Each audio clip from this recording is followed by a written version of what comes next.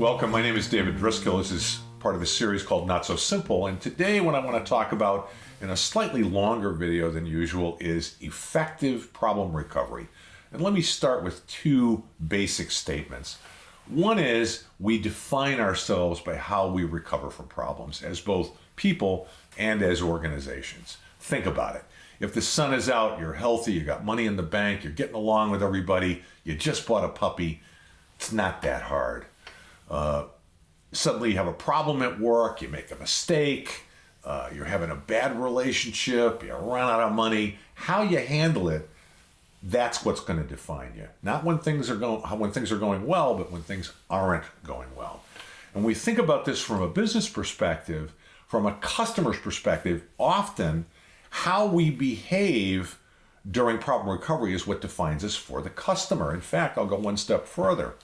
My experience and my research indicates that often, and even I would argue most often in many settings, it's not the problem that makes a customer angry, it's how we handle it, or rather how we fail to handle it properly. So in this video, I'm going to talk about some basic steps for problem recovery. And I'm going to start, as I often do in these videos, with the don'ts. I want to start with what you shouldn't do in a situation in which there's been a problem with a customer, or there's been a problem with your boss, or there's been a problem somewhere in the continuum of people that you're dealing with. First, don't deny the customer's perception. If the customer perceives that there is a problem, it is that perception that is the problem. Even if there isn't a real problem, the customer thinks that something's inaccurate, or it's late, or it's not quite right, and you in fact know as a fact that it is, it's exactly what they asked for, they still perceive it as a problem. That perception becomes the problem. So don't deny the client's perception of the problem. Don't become defensive or argumentative. I mean, think about this. You call in, you're a customer, you've got a problem, and the service representative on the phone, because we do a lot of work by phone nowadays, becomes argumentative, or even worse, becomes defensive. It doesn't solve the problem. It puts another barrier up. I will suggest it even creates yet another problem. Don't trivialize the problem. I've heard people say in problem situations, it's no big deal. We can go fix this, or it's not that big of a deal. Don't trivialize the problem. I one time saw in a systems failure case where the service representative said, well, it's no big deal, our systems go down all the time. We've trivialized the problem. It's a major problem for the customer. Don't blame someone else. I probably should have put this number one on the list. The last thing the customer wants to hear is the person they're dealing with is not the person who created the problem and trying to get rid of the blame coming from the customer. And in this kind of global marketplace, it's pretty easy sometimes to say, well, geez, that wasn't us. That was our satellite group in Mumbai, or that was our group in Kansas City, or that was the folks in Canada.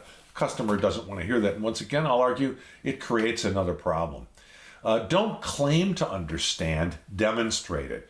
One of the last things you want to say to somebody, and I've talked about this in another video with regard to communication behavior, is to say to a customer who's angry or upset, oh, customer, I know how you feel. Oftentimes that can really light the customer up. If they're already angry, it's going to make them more angry.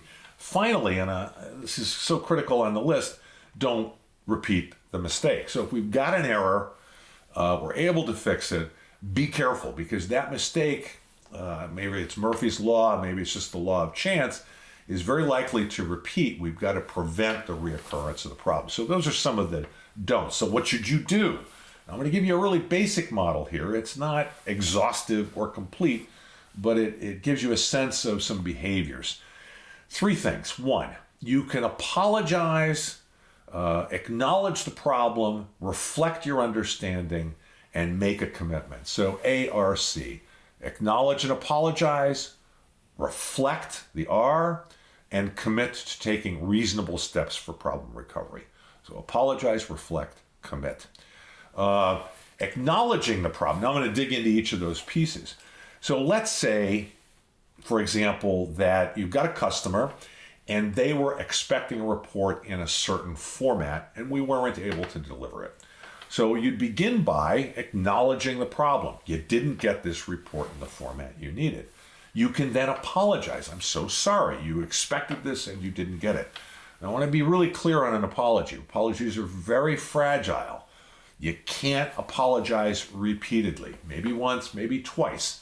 Think of it like a spice. You want to use it very sparingly. So I acknowledge the problem. You didn't get the report you needed. I apologize. Now I reflect. And because you didn't get the report in the format you needed, you had to change it on your side, which made the report late, which put you in a bad spot with your boss.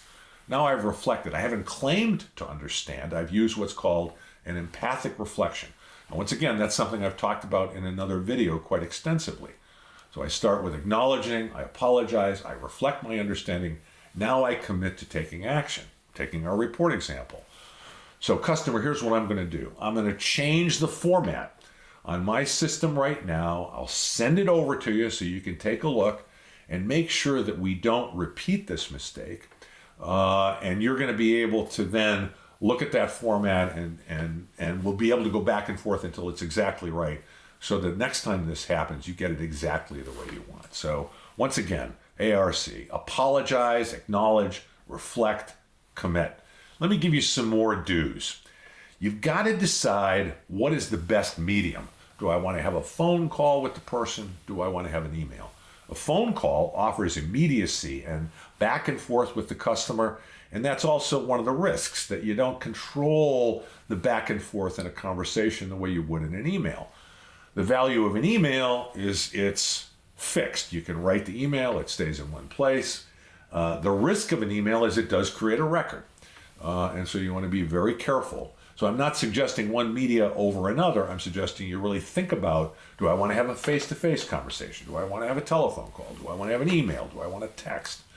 Different media for different goals, different effectiveness. Be careful of making a commitment.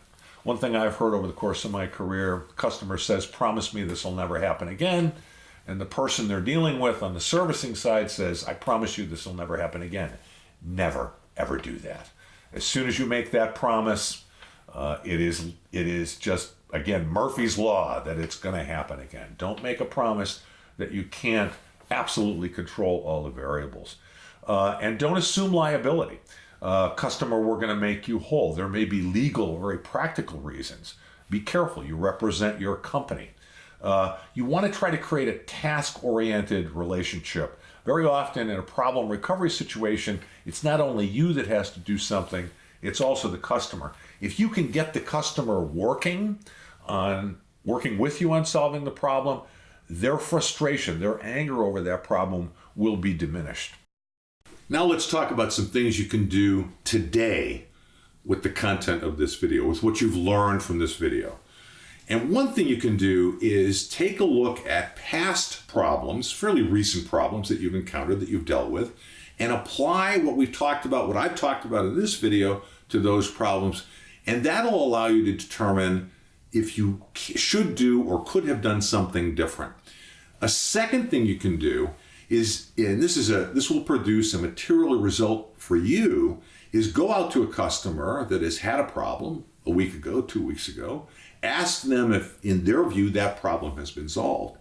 This does two things. One, if it hasn't been solved in the eyes of the customer, this is really important information, and you need to do something about it. Number two, and most likely, now they will remember that you solved problems. Not that just you had a problem, but that you solved it and that you had the courtesy, the respect, the professionalism to follow up.